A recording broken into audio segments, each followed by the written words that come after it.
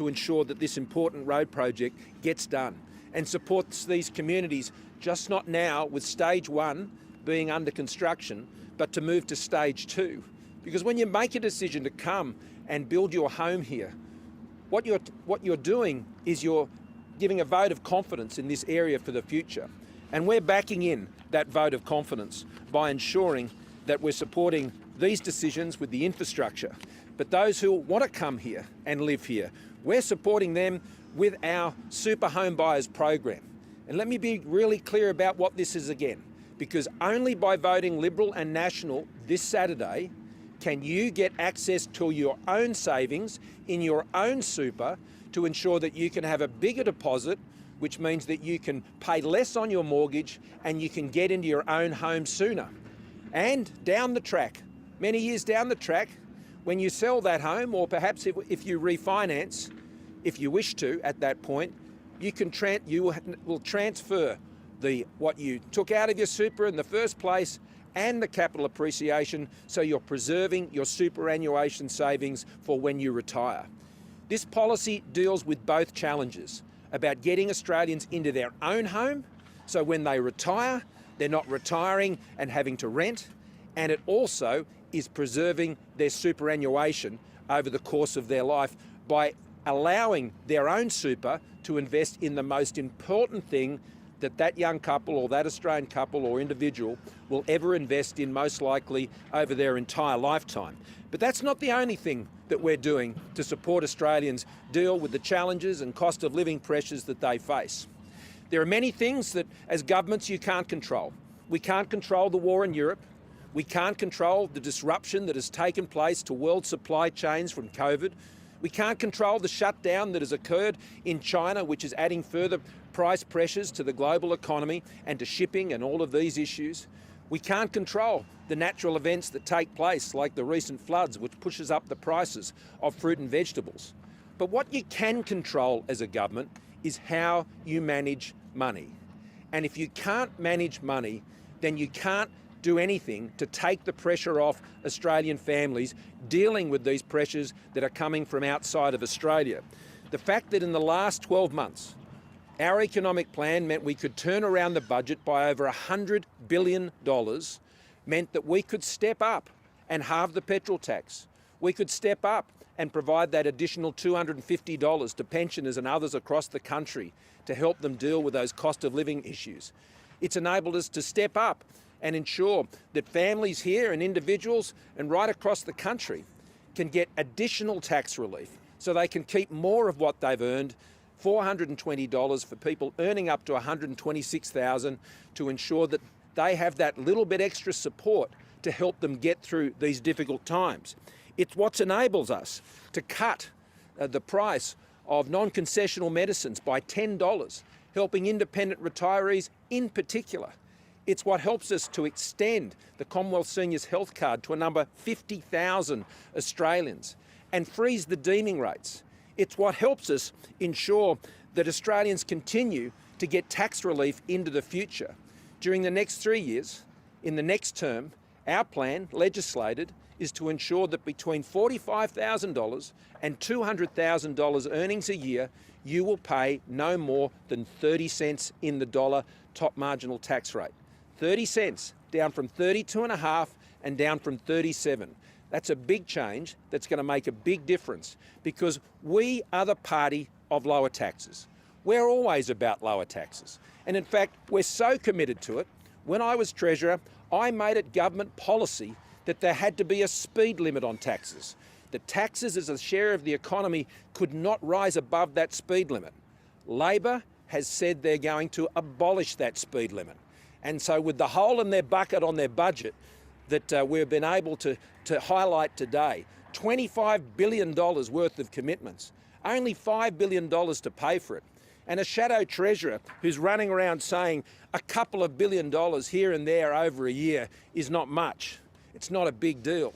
Well, it is a big deal, Jim. It's a very big deal. And that's how we think about it. You can't be loose with the nation's finances. You can't be loose with your understanding of the economy, because what that does is that puts further pressure on Australian families. That puts further pressure on the cost of living. that puts further upward pressure on interest rates. There's already enough pressures on these things without having a Labor government that doesn't understand the economy, thinks they can just have a few billion lazy here and there and it isn't much of a big deal, and not be able to cost their policies or be transparent about it. I mean, yesterday, Anthony Albanese did the full Forrest Gump when it came to being asked about his costings. Off he was, running, run, Forrest, run. That's what we saw him from yesterday, doing when he was asked the simple question, how are you going to pay for your policies? All of our costings, all of our policies announced during this election campaign have been submitted all the way through. Over 35 of those policies. Yesterday, day before, we were very clear yesterday about how we were paying for those policies, and we even made sure that we'd be able to improve the situation of the budget that we recently outlined. Labor won't tell you a thing. What are they hiding? Why do they want to get rid of the speed limit on taxes? We know Labor taxes you more when they can't manage money. That's their form. That's the risk of Labor. James. In many parts of Melbourne, we're seeing petrol prices go back past $2 a litre. True. Can you level with Australians and confirm that if you're re-elected, petrol excise will rise by around 22 cents in September? That is the position. Australians are facing a petrol price rise of 22 cents if you're re-elected. That is the position of both parties, major parties at this election. And what we will watch closely over this period of time is what continues to happen with petrol prices. We put in the budget a 6-month period of halving the fuel excise. Now, we did that on the basis of Treasury's advice about what they believed would happen with fuel prices over that period of time. Now, they actually fell a lot faster than we anticipated, and those savings were passed through a lot more quickly by the big petrol companies, and we appreciate that. And we've seen prices go up. We may well see them go down again, because they're all being driven by a lot of these forces that are going on in the global economy. And so we're only a month in, a bit in, and we will see this volatility, and we'll watch that. But I'll tell you what, if you don't know how to manage money, you can't halve the fuel excise. And that's what we have done, because we know how to manage money. Labor doesn't know how to manage money. That's why there's such a risk to you and your family and the cost of living pressures that you will face. Jen. Prime Minister, isn't it a fact that everything is going up except for people's real wages? Well, wages are going up. Inflation is the challenge. Wages are going to go up because unemployment is coming down. And unemployment has fallen to 4% in this country, and we'll find out later in this week where it goes to in the most recent data. Youth unemployment has fallen to 8.3%. There are 400,000 more people in jobs today on this side of the pandemic than there was before. This is the strongest employment performance of any of the advanced economies in the world. And more importantly, we've just gone through an economic downturn because of the pandemic that was 30 times worse globally than what the global financial crisis was when Labor was last in power. But our employment performance is 50% better than what Labor were able to achieve. The way wages goes up is when you get unemployment down and you get businesses that are able to earn more so they can afford and pay higher wages. Now, I want to see wages go up. I want to see the minimum wage go up. Of course I do. But how that's set has to be done carefully and done in a way by the Fair Work Commission, because they will be thinking carefully about all the forces that are there in the economy. The economy has so many moving parts at the moment, and you've got to be careful. Otherwise, all you end up doing is pushing interest rates up even higher, pushing the cost of living up even higher. And that's where we welcome viewers on some ABC channels. We're listening into the Prime Minister holding a media conference in Geelong in Victoria. You can't be loose with public finances, as Labor have, and it seems from Jim Chalmers they're happy to be again, because that only pushes up inflation, which makes that real wage challenge even more difficult. There's really big concerns about cost of living, and you did mention that people can dip into their super to buy a house, but people already did that during COVID. So is there some concern for young people trying to buy a house, because rent at the moment is the same as a mortgage? Is there another solution maybe?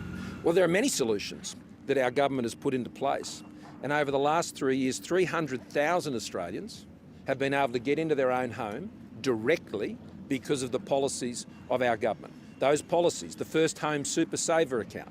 And you've asked the question, so let me go over them. The First Home Super Saver account I put in place when I was Treasurer.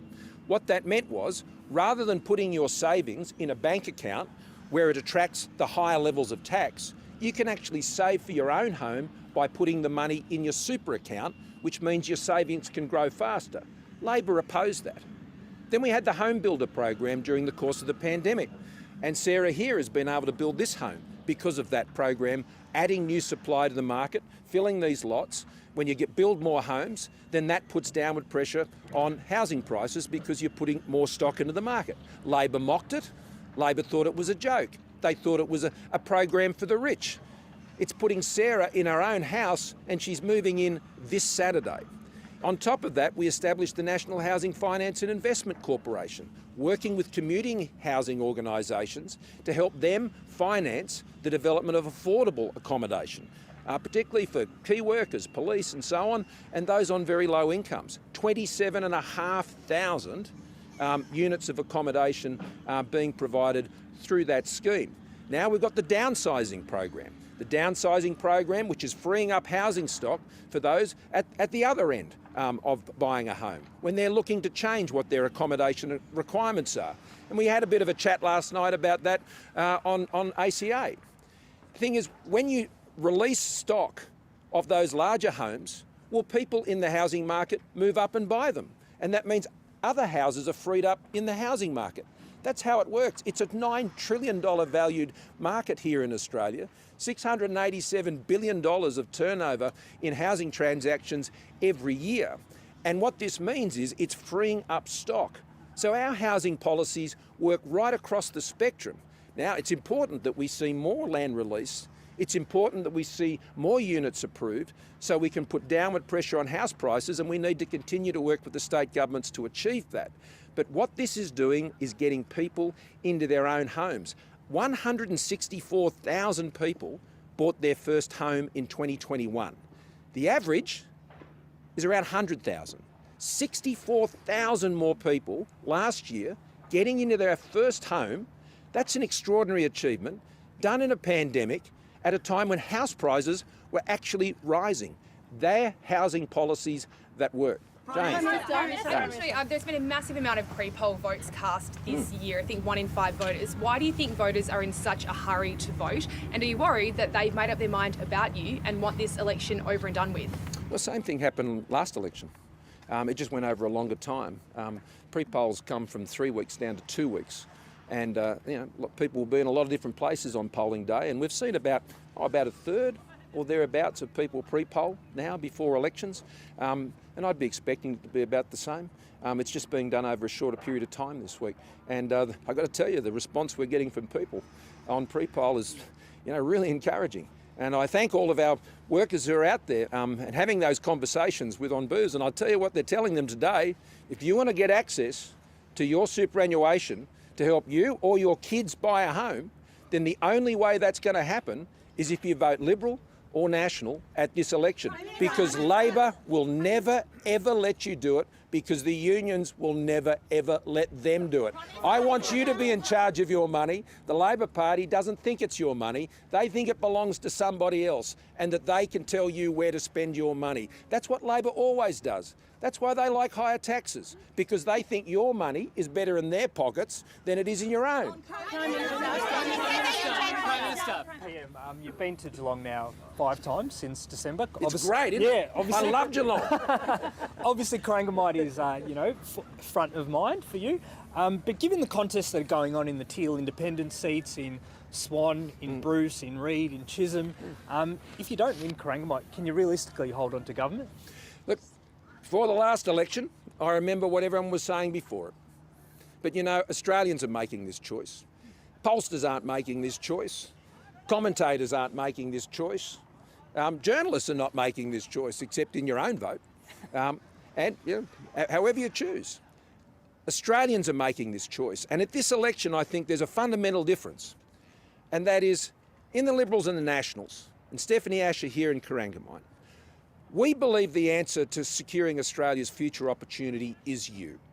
And that's why our policies particularly like what we're talking about here, enabling you to buy your own home with your own money, demonstrates our belief in you. Just like JobKeeper did, just like the cash flow boost, just like enabling you to get through with tax reductions for small business to allow them to... It was all about backing Australians. Labor believes the government is the answer. That's why they want the government to own your home. When it comes to housing policies, their only answers is to put people in government homes or to have the government buy your home. We have a very different view. We believe in Australians, the Labor Party believes in government, and I believe Australians believe in themselves too. Prime Minister, in your own electorate of Cook, surely your constituents have a right to know whether you will serve a full term. Will you rule out today quitting from politics in the event that you lose? I am focused on one thing, and that is the return of the coalition government, because that is what is necessary. And I've served, and I've been so grateful to the people in my own community. Jenny and I are so grateful to the people in my own community, and I'm standing for election in Cook once again, and I'm looking forward to their support. Thank you. So no, it's behind you, behind you. Prime Minister, you no, said that behind you'll you. change your leadership style. Sorry. Prime Minister, you're attacked on your character for being untrustworthy and a liar, and now a week out from the election you're saying you're a bulldozer. Why the mea culpa only a week before? Are you worried Australians will see it as a political ploy? And also, why should Australians trust that in a future crisis you will consult with them more, because you said the reason you didn't consult was you had to make fast decisions? I think you've misunderstood what I'm trying to say. I've been very conscious about my approach for a very long time. And I got to tell you, in the roles that I've had, it served the country extremely well. I can tell you, you couldn't have been weak and stopped the boats. You couldn't have been weak and stood up to the Chinese government. You couldn't have been weak and made the decisions we had to make during the pandemic, where there wasn't time, as you say, and rightly, to be going and consulting on every decision. And in crises, that's what you do have to do. And in a crisis again, that's exactly what I'd have to do. And Australians know that when things really get down to it, that I can make those calls, that I can have the confidence to make those calls. And that's what's enabled Australia to come through what has been one of the biggest challenges we've faced since the Second World War. What I'm talking about is that we're coming out of that period. We're putting the pandemic behind us. And the crisis and urgency of those times gives us the opportunity as a government to move into another gear. I'm very optimistic about the next 3 to 5 years. Australia has great opportunities that we've worked hard to set up during the course of this pandemic. Investing in skills, investing in infrastructure, ensuring that we've got more apprentices and trade training, 220,000 than at any other time in Australia's economic history. Investing in advanced manufacturing capabilities, which we're already seeing the dividends of. Investing in our security, in our defence forces, in our defence industry. We have big opportunities ahead of us, and I'm intending for Australians to realise those. And we can move out of the mode where we've been in, where decisions have been difficult and tough. There'll be many challenges ahead. There's no doubt about that. And I can assure you the same strength that I've demonstrated as a Prime Minister over these last 3.5 years. You can count on that strength in the future. But what you can also count on is us shifting into this new gear of realising these opportunities. Sorry, I'm sorry. Someone was asking a question.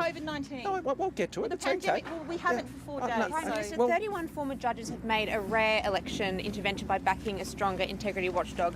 Are you concerned about judges entering the political debate, and does it breach the separation of powers?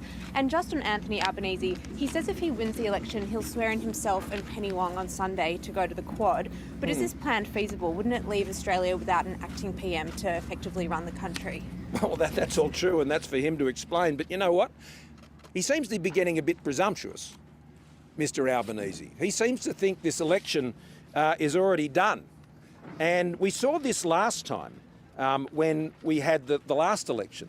You remember we had Bill Shorten there with the Adams family photo before the last election. They're all there pretending they're already in their jobs. We're seeing a lot of that again from the Labor Party.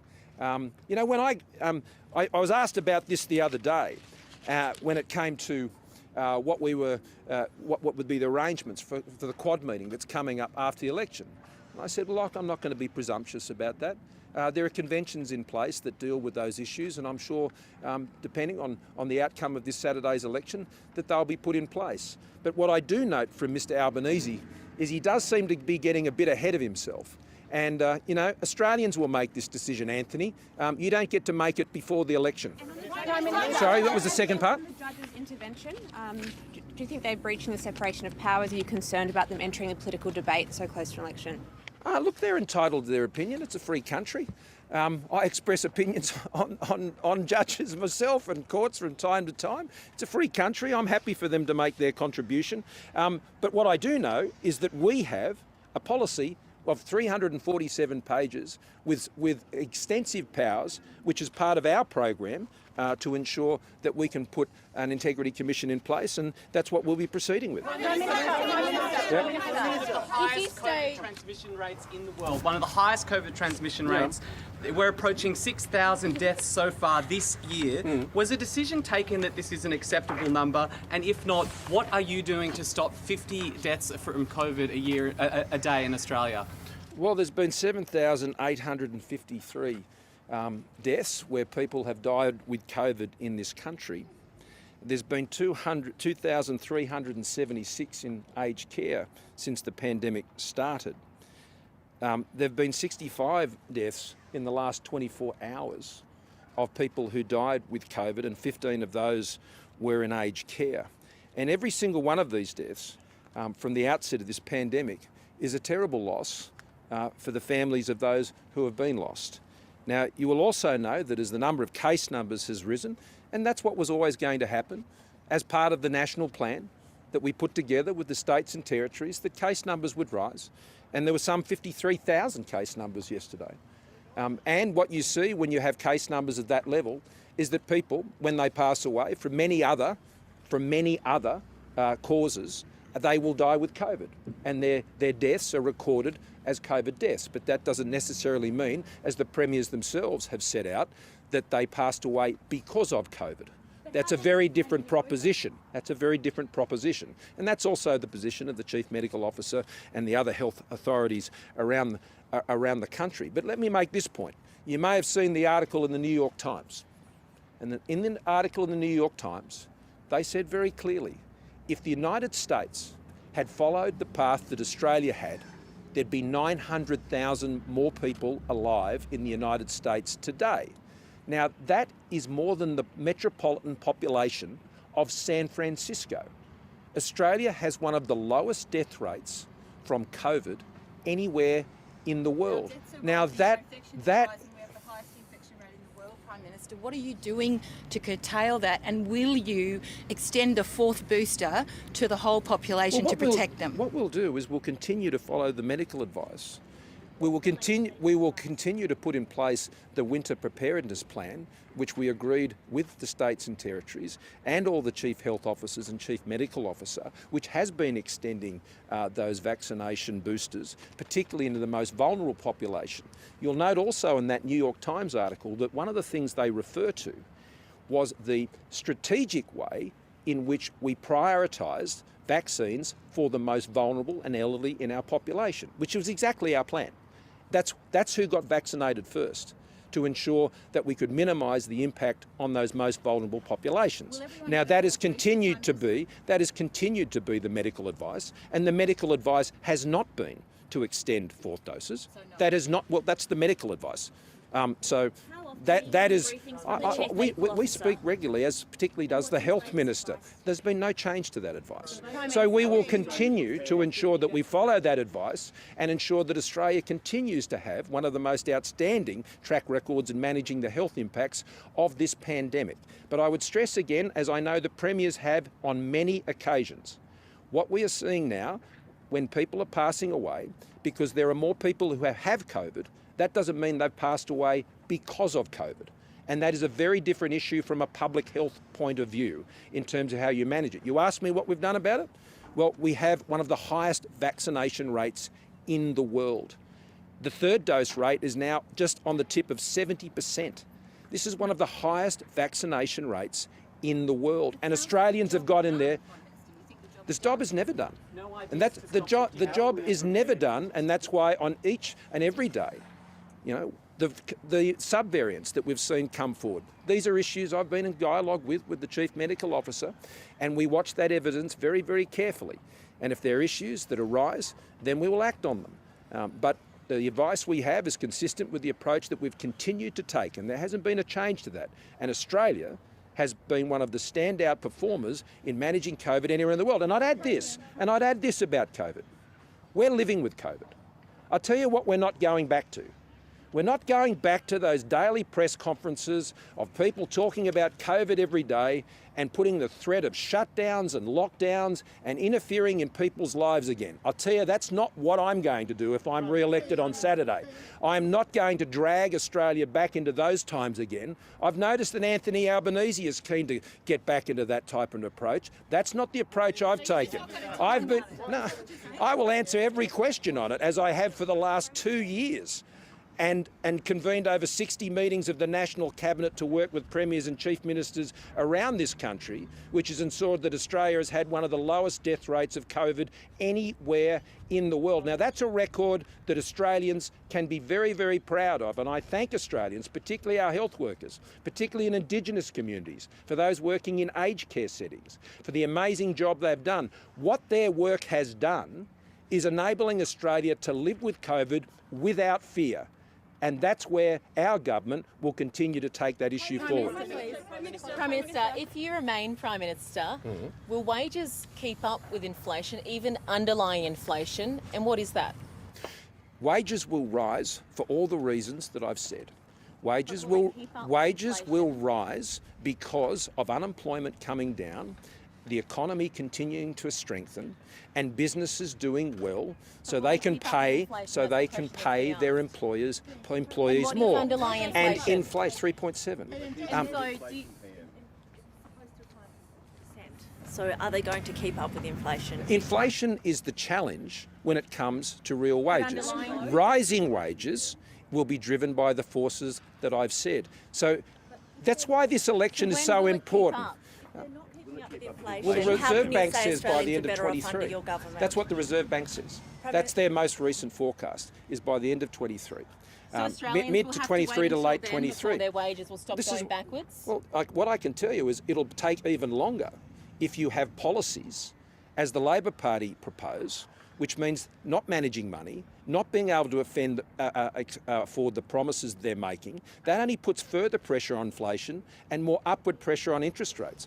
I've been very candid with Australians about the economic challenges that we're facing. And you're right to highlight the challenges that are there with real wages. Labor has no magic bullet on this. They have no magic pen or magic wand. But nor do you. That's exactly right. That's why the only way you get wages is by good, sensible economic policies that drive down unemployment and that support growth in the economy, which enables businesses to be able to pay their staff more. There's no money tree that small businesses and businesses have. I mean, many of you will know that during the course of the pandemic. You worked for companies that had to go on JobKeeper.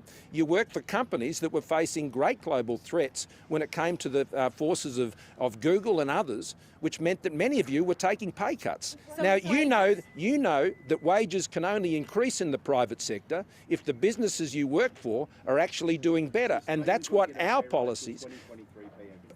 No, I'm saying wages are rising and will rise. The challenge is inflation. In real terms, the challenge is inflation, and that's a global challenge. So I draw your attention to the facts.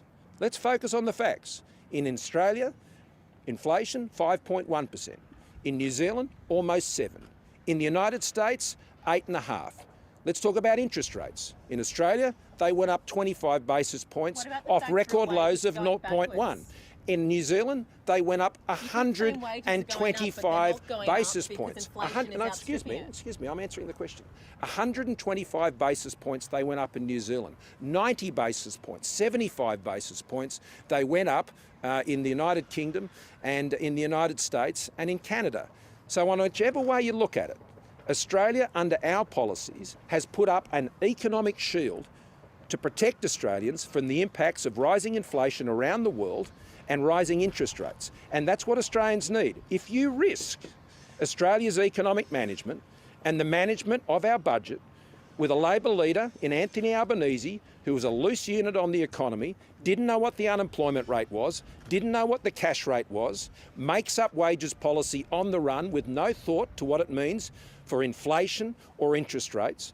A shadow treasurer who thinks you can just have a few $1 billion loosely spraying around and it's no big deal. Well, that is a big risk to you. And that's why this election is a choice between a stronger economy and a weaker one, and a certain one and an uncertain one. Yeah. Minister, you said we won't go back to governments interfering in lives to manage COVID, but Mark McGowan won't rule out bringing back mask mandates in WA. Do premiers like him now need to stay out of people's lives? I believe we need to move on from where we've been, and that has always been my view. I think it's incredibly important that we manage the pandemic in its future carefully, but we don't go back to those days of shutdowns and lockdowns. Of course, we'll monitor carefully any issues that relate to new variants. But when it comes to going forward, Australians want to move ahead, and that's certainly what I want to do. We're living with the pandemic, we're living with the virus, and we're ensuring that our economy is coming back to life and people are getting back into jobs. And I'm not going to crush their dreams by taking Australia backwards into that environment again. We're moving ahead. We've got a big few years ahead of us. We're ready to seize the opportunities of what's ahead of us. We want to see people get into their own homes. We want them to get access to their